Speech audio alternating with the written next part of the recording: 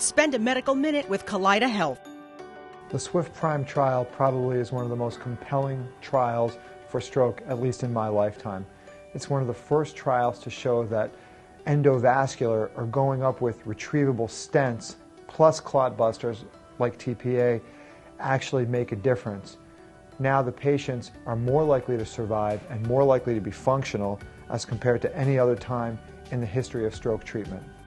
What the trial showed is it's not enough to have special imaging or tools or stroke doctors, but it's really about workflow.